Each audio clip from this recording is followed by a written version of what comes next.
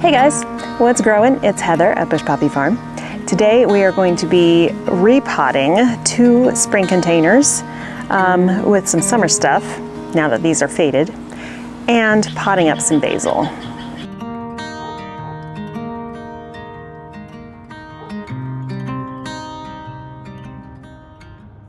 So it's about 10 o'clock in the morning. It's almost 90 degrees. It's going to get much hotter today. Not as hot as yesterday, but it will still get hotter. So I got up super early and went out to the farm and deeply watered everything, and then also worked here to use the worm casting tea that I made yesterday in the backpack sprayer on everything I could. So mostly the vegetables and stuff in the garden and some of the ornamentals and things like that, fruit trees, etc. Before we move on with talking about these containers, one viewer asked a very important question on the video yesterday, which was, why don't you just use the worm compost to side dress around every plant, and then, you'll have nutrients there. You can totally do that. It's an excellent question. You can absolutely do that. There are some reasons why I don't. One is that with the amount of things that I'm growing, I don't have enough worms or worm bins to make that much worm compost to put around every plant. The other reason is because in Northern California we have a rainy season and a dry season, and I don't use overhead watering. The only way my plants are getting water is through a drip system. And in the row crops, it's drip tape, which means there's just a drop of water going to the roots of each plant. And so if I side dress with anything, worm castings, whatever, none of that actually ever makes it into the soil because there's no water going to it. So that's another reason. But there's also a biological reason for this. So plants have 2 ways to transport water and nutrients around the plant. There's the xylem flow, which comes from the roots. It's unidirectional. It only goes up into the plant. So what happens is the roots in the soil take in water and nutrients, and they move them up the stem into the leaves and the parts of the plant that needs it. And then there's the phloem flow, which is actually unidirectional. It comes from the leaves themselves, and the plant moves with the phloem, moves nutrients around the plant. So again, multi-directional. So when I apply a foliar feed of anything, what happens is, this is a tiny leaf that I'm looking at here, but on the surface of every leaf is what's called stomata. Teeny tiny microscopic holes that allow a little bit of water, oxygen, nutrients to go into the leaf. In that leaf, then, they are turned into food through photosynthesis and then shuttled around the plant.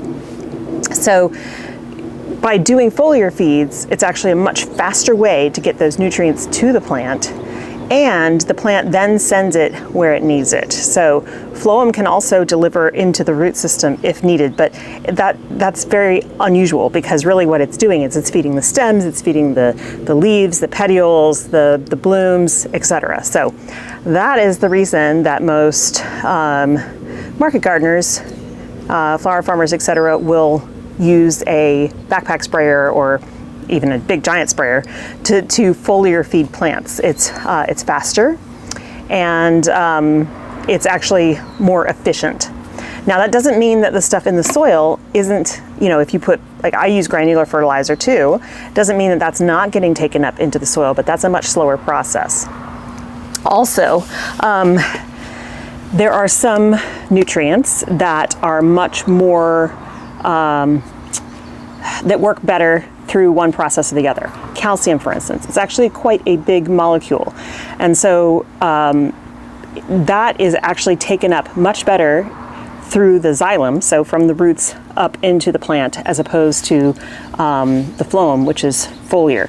You can still use calcium foliar-wise, and it will help, but it's much more available to the plant through the xylem flow. So, there's just some interesting plant biology that goes along with the decision for me to use a foliar feed. Also, it's faster. I mean, just the main thing is it's faster. It can take me maybe 20 minutes to spray my entire field with a foliar feed as opposed to side dressing individual plants. So, but in a smaller scale, side dressing is great. So that's not to say that it can't be done or that it isn't effective.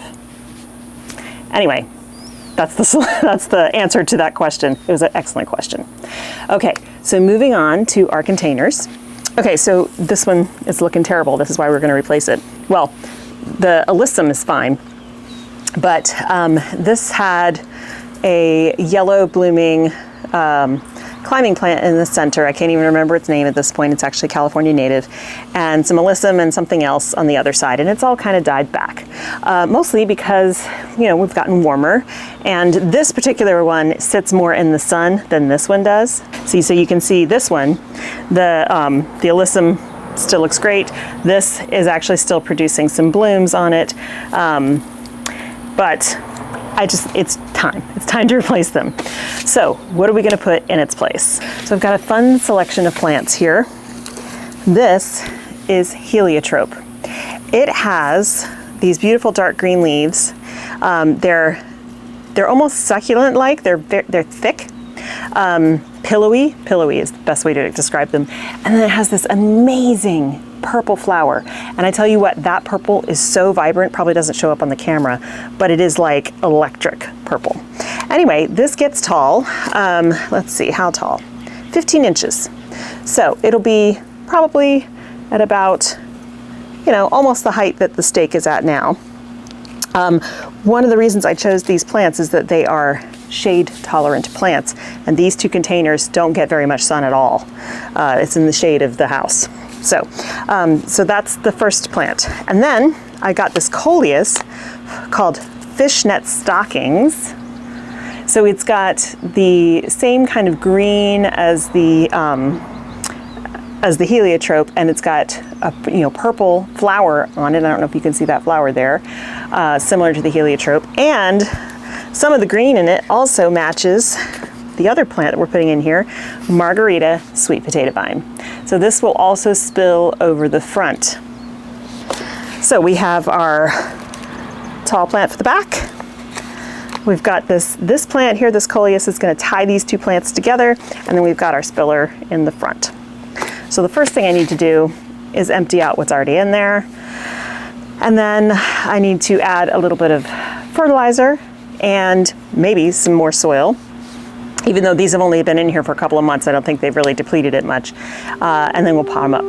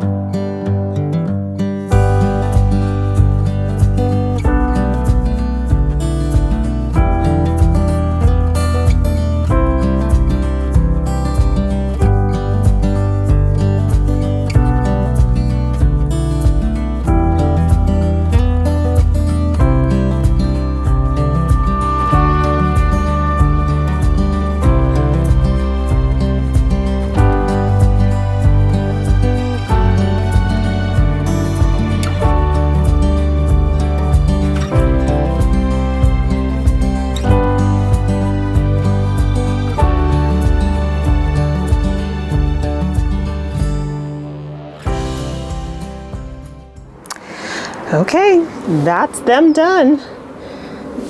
So these purple flowers will get deeper and darker and more electric as they bloom, and these pots will fill in. I really like them. I think this is a great combination.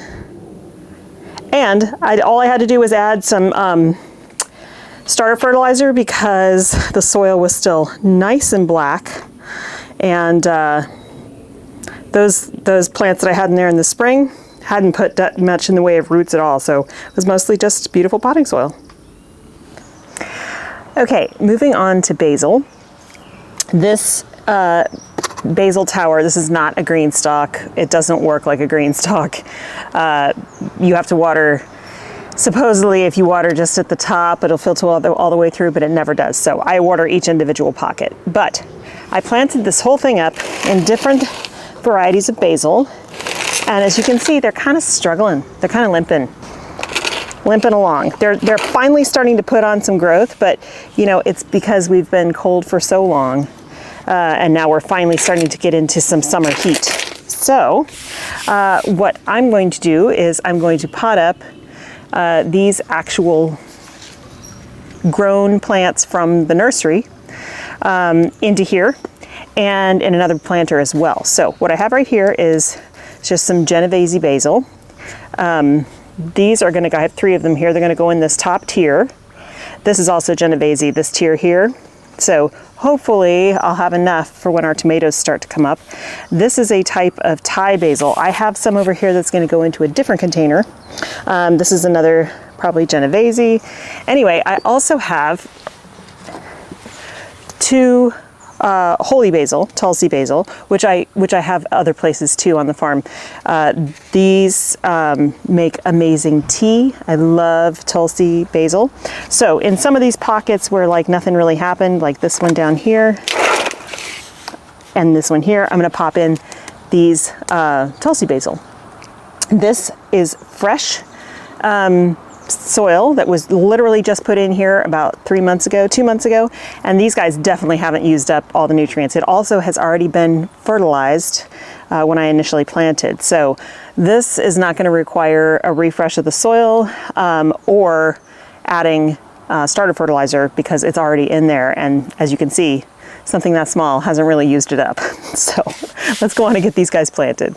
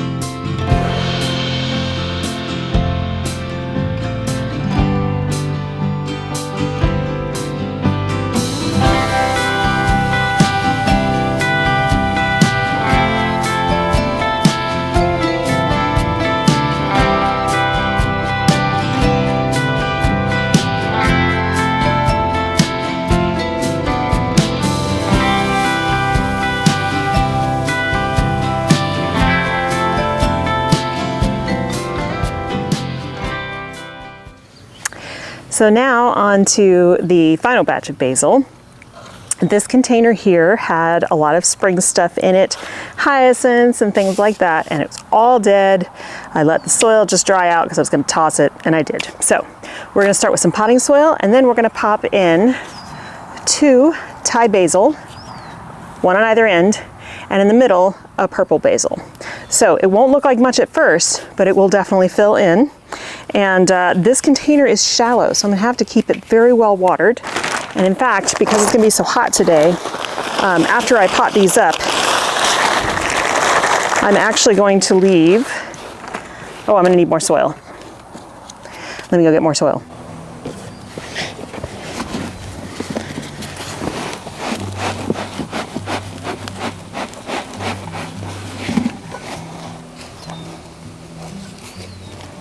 This soil is actually made by me. It's what I use for my soil blocks.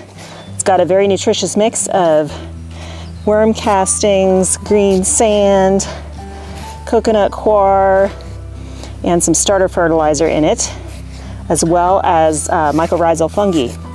So very nutritious. Anyway, because it's so hot, once I pot these up, I'm going to water them deeply, and then I'm actually going to leave them here in the shade for the day. It'll get a little bit of afternoon sun, not much, but if I pot these guys up and set them out in the direct sun today when it's going to be 100 degrees, they're just going to die. So I want to keep them a little bit shaded so that while they get established, they're not being put through too much stress. All right, now all we need to do is water them, and they'll just hang out here in the shade for the day or two.